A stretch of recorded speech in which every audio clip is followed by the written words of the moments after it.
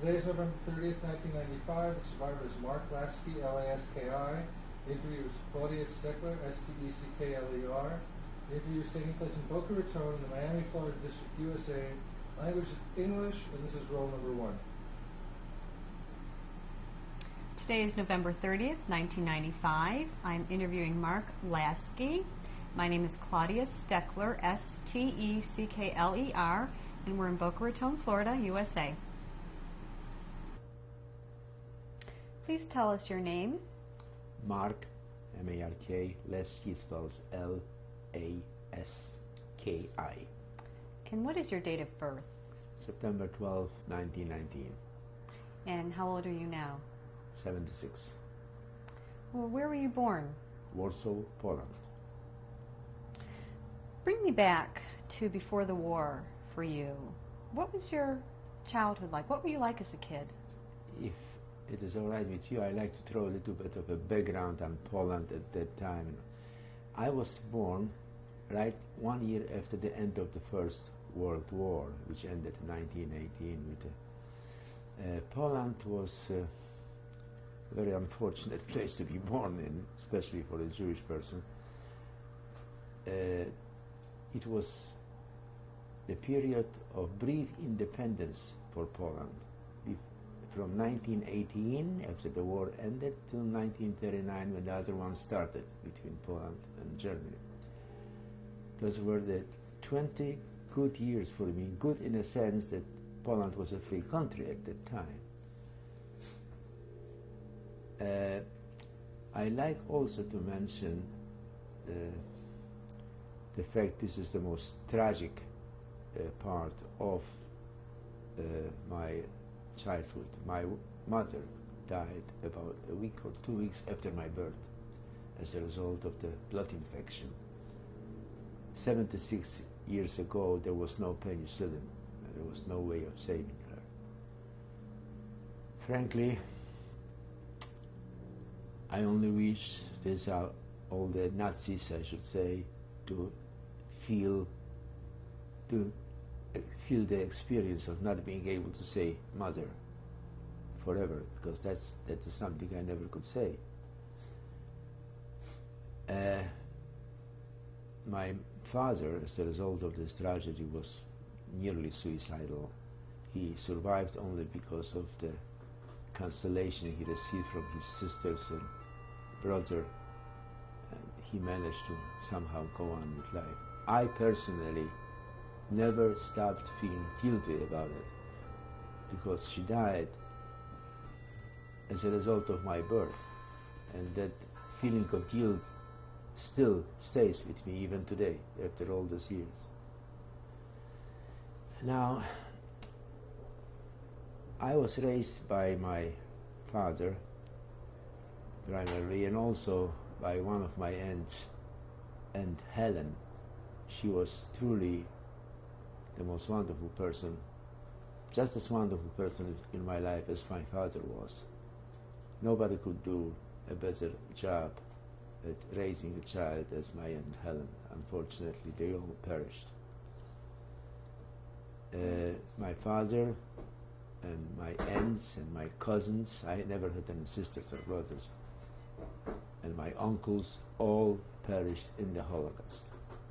So you were brought up by your father and your aunt. Right. What was it like growing up in the house with them? What was it like? Well, my aunt did the best job she could possibly do. However, there is no substitute for a mother or for the child's feeling that he or she has a mother. There's simply no substitute for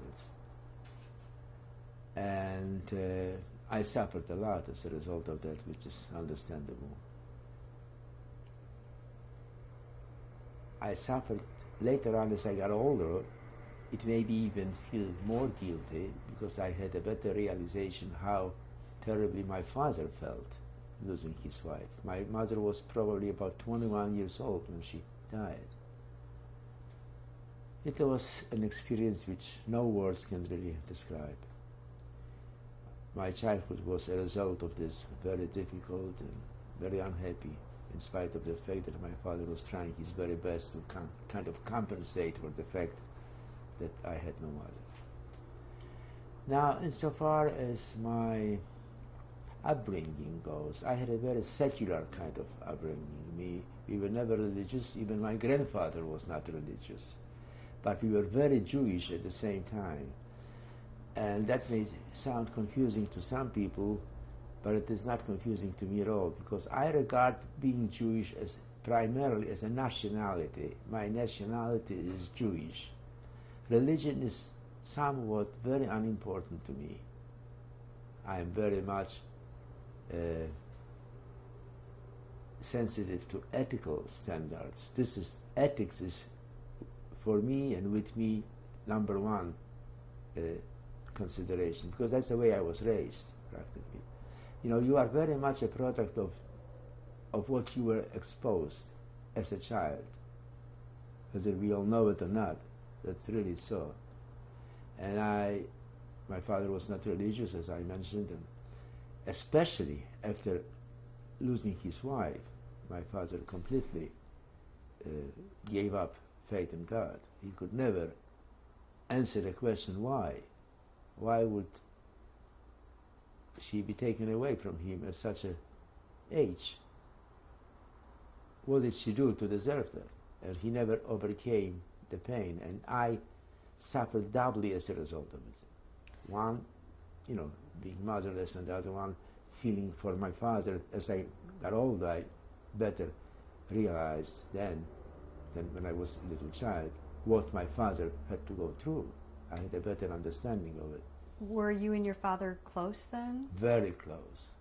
No son and father could be any closer than we ever were. What kind of person was he? No. It is difficult for a son to be objective, but to me my father was the greatest person in the world in every way. He was extremely sensitive, very intelligent, very bright. He graduated from a school which I would call a Polish equivalent of MIT in Warsaw. Very interesting, by the way. The school was called the Polytechnicum, or you can call it an engineering school, which was founded by a couple of Russian Jews. But what they named Wawelberg and Rotwand. They were the founders of this particular school. However, they were not, so far as I know, they were born in Russia, but their parents were, I think, German Jews, because Wawelberg is not a Russian name, neither is Rotwand. But anyway, it was a very prominent school in Warsaw, in Poland, an excellent school. In addition to being an electrical engineer, my father also went to Berlitz School of Languages, and he mastered English beautifully. He probably spoke English much better than most Americans do here. And he also knew French and Russian and Polish, of course. Now, I must say something about Russia. I mentioned before to you that Poland was, I don't know if you are aware of it, but Poland is in a very unfortunate geographical position, being between Germany and Russia. And it was very often invaded by both of those countries, and as a result of the invasion, it was divided into German part of Poland, occupied by the Germans, and the Russians for the times of Tsar. That was the times of the Tsar, you know. And the southern part of Poland was occupied by the Austrians. That left a definite mark on the history of Poland, of course, and one of the reasons why my father was so fluent in Russian is because Warsaw, where we come from and where he came from, was occupied by the Russians. So Russian was the dominating language, you know, and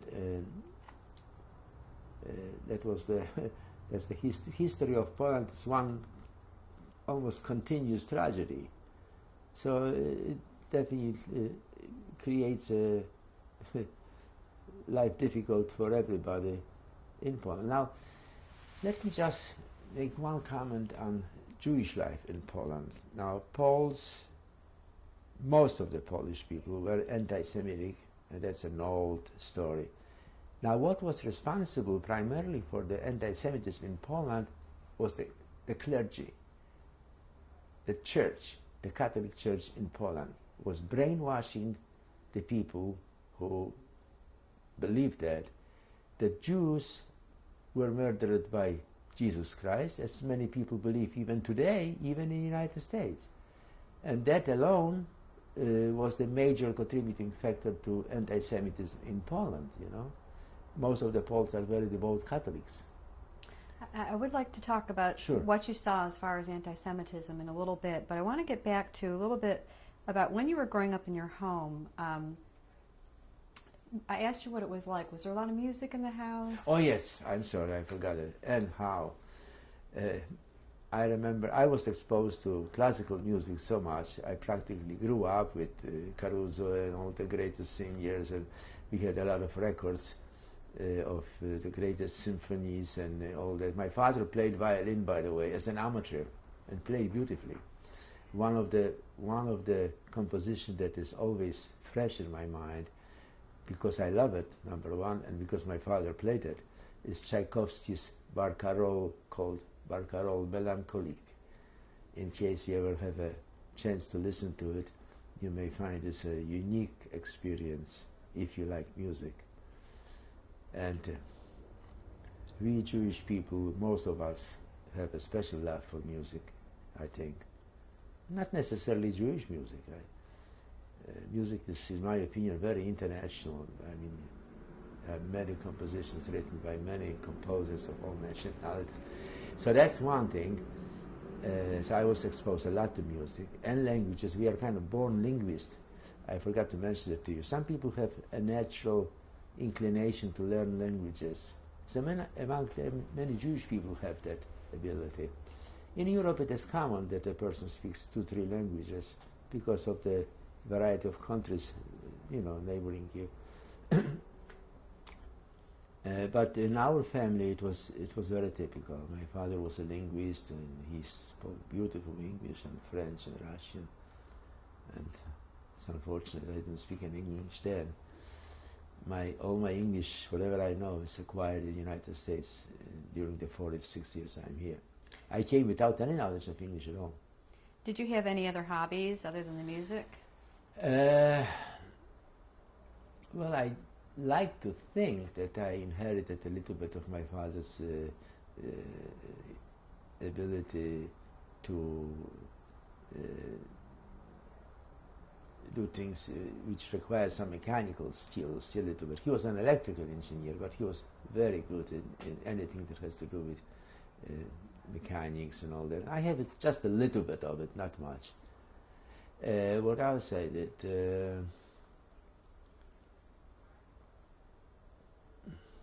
Yeah, I shouldn't forget to mention to you, I had to go to several schools. Originally we started with a Polish school, which was, when I say Polish, I mean it was a private school owned by some Polish institution, you know, but eventually the anti-Semitism got so unbearable that my father took me out from that school, and I went to Jewish school. Now when I say Jewish school, I don't mean that it was teaching just Jewish subjects or had anything to do with Jewish religion at all. No, unfortunately, I wish it had, but it didn't. It was Jewish school because it was owned by a group of Jewish teachers. It was a private, as I said, gymnasium, as I call it, not that I call it, that's the way it was called. Now, gymnasium will be something halfway between our high school here and university. In other words, it is definitely much more than high school, but it's not quite a university.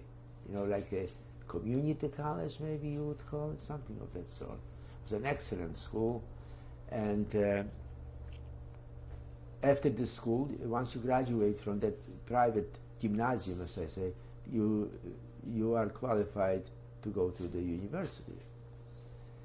Unfortunately, the war broke out in 1939 between Poland and Germany on September 1st. That completely destroyed all my dreams and my plans. I was planning on studying in university. I was 2 years studying psychology in Warsaw, but my ultimate dream was maybe it's typically Jewish, I don't know, become a doctor, which never happened. And I wanted to go to Sorbonne in France, to Paris. But the war broke out, and that destroyed everything completely. That was September 1st, 1939. Before we get to the war starting, do you remember what your address was? Sure. Like I said, Warsaw. Now, the name of the street was Wielka, spelled W-I-E-L-K-A, Wielka, which means grand, like Grand Street. And the number was 19. Do you remember celebrating Jewish holidays at all? Yeah, we were kind of a traditional family, like, Passover and Rosh Hashanah. We like the tradition very much. That we did. Were you bar mitzvahed? Yeah. I was bar mitzvah.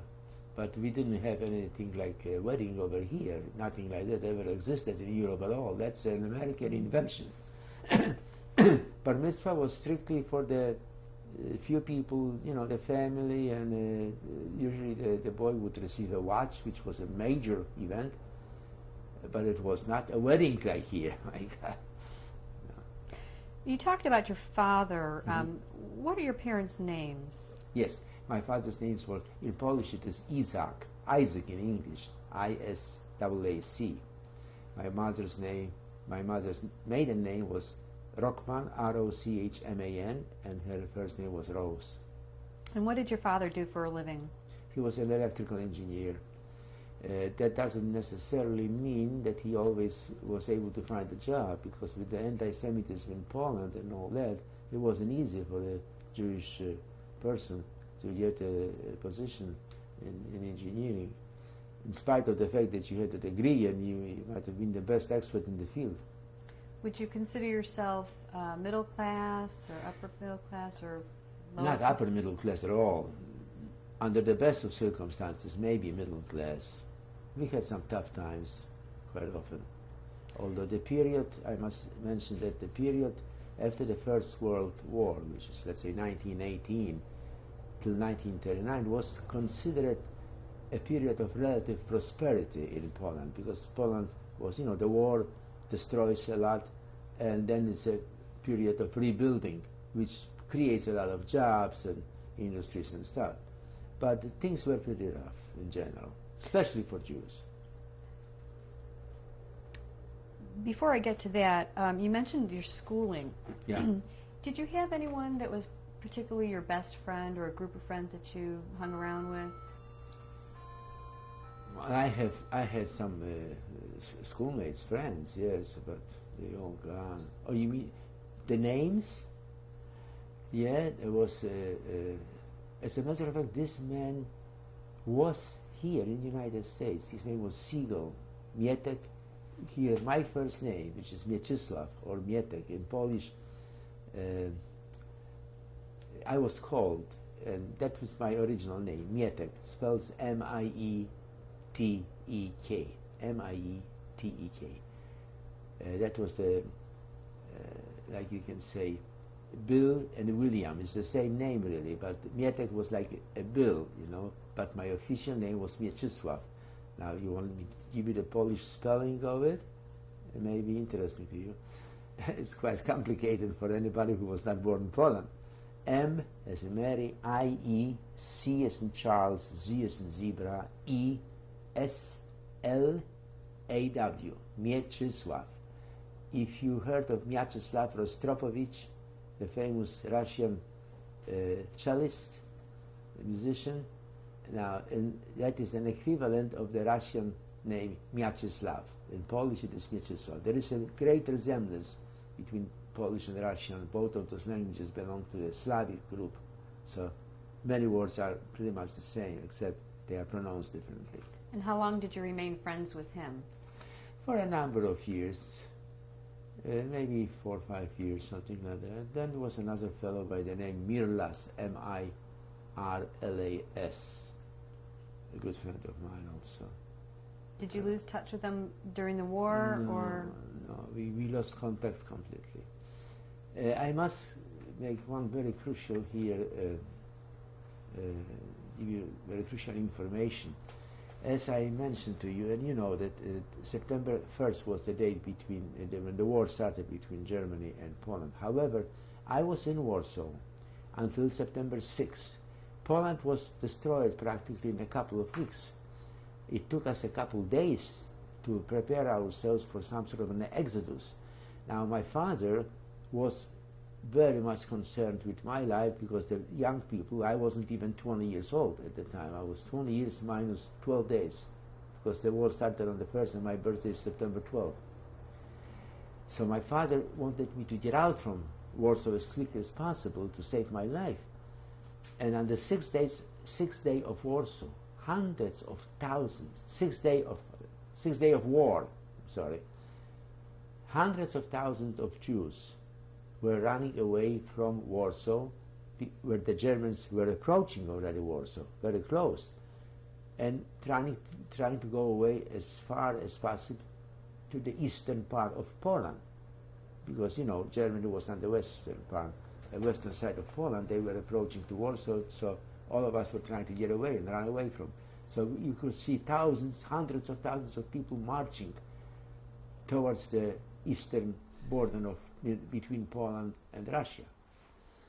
Now, this was another day which I will never forget. We approached a town in this march towards the eastern part of Poland. There was a town on the river Bug, B-U-G, a town by the name Malkinia, M-A-L-K-I-N-I-A. And that town was like a border line between the Russians and the Germans. Now the Russians wouldn't let us in.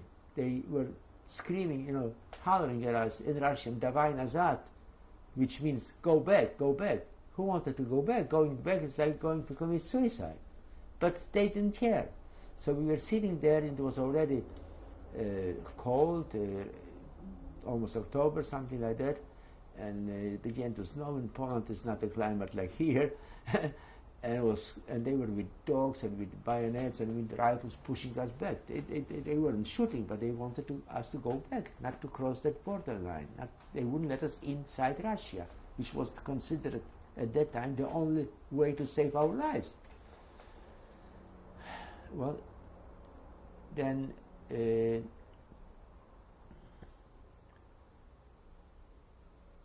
Finally, they received some orders to let some of us through. And then we found ourselves in eastern part of Poland, which was kind of occupied by Russians. Now what happened? Nobody knew about it. There was a secret agreement between Hitler, between Germany and Russia to divide Poland, which is a repetition of the old tradition kind of, so far as Russia is concerned. And they divided Poland into German occupation zone and the Russian occupation zone. So we, fortunately, found ourselves then in the part of Poland which is occupied by the Russians. That was the time of Stalin. It was bad, very bad, but nothing compared, of course, with the situation in Poland occupied by the Germans. Now, being there, I can't remember all the details, but I know that, we could not remain there too long. The the communists said that us coming from Warsaw is kind of a suspicious thing for them, because they said, we never know, you could be a spy for the Nazis or a spy for the Germans, nonsense like this. And I was trying to convince them that we are Jewish and we are running away from the Nazis. Why would we be spying for the Nazis? But you couldn't convince them of that. So anyway, they told us, you have to go somewhere else. You can't be in that what do we call this, border zone, whatever. And then I remember being in Rovne, which is also eastern part of Poland, a little town, Rovne. And I was trying to get a job. I couldn't get a job. It was a miserable life, terrible. It was almost starvation. And then eventually I was trying to get. I was trying to get to see some of my distant family in in Tomaszów, which is a little town near Lvov. Maybe you heard of Lemberg, Lvov. It's a kind of a capital of the Polish part of Ukraine. I must tell you before I go any further, and I don't want to confuse you about it, Ukraine and Belarus are border areas of Poland and Russia. Part of both of those countries, Ukraine, is within the Polish borders, and part is part of Russia. And the same story is today. Part of Ukraine is with Poland, part is... So we wanted to go to the city Tomaszów, which is close to Lvov, which is in Ukraine, actually, Polish part of Ukraine. Why Lvov? Because we had some distant families there, you know. On the way to Lvov, please listen to that carefully, on the way to Lvov, there is a little town called Zamość. I confused, I'm sorry, forget about Lvov. On the way to Tomaszów, and I told you I have some distant family, Tomaszów, there is a little town called Zamość. You could not get to Tomaszów if you don't pass Zamość. In that town of Zamość, we heard shooting still going on between the Germans and the Poles. Still, the war was still going on there. And one day, I see no shooting anymore. I heard no shooting anymore, and I see German tanks there. And otherwise, they occupied already Zamość. Obviously, they won the war in no time. It was what they call a blitzkrieg, which means a lightning speed krieg, war. Krieg is war. In English, it is. In German, it's Krieg. And I was with Germans there 2 days with the Nazis in Zamość. First thing they did, they ordered all the Jews to assemble in the marketplace in Zamość. And they gave us some incredible job. They gave me a pile of about 1,000 dishes to wash, you know, the dishes for the army, cold water and sand. No soap, no nothing. And I couldn't lift that stack. It was a huge stack, and I was hungry. So they hit me and almost killed me. Where was your father at this time? Oh, my father was still in Warsaw.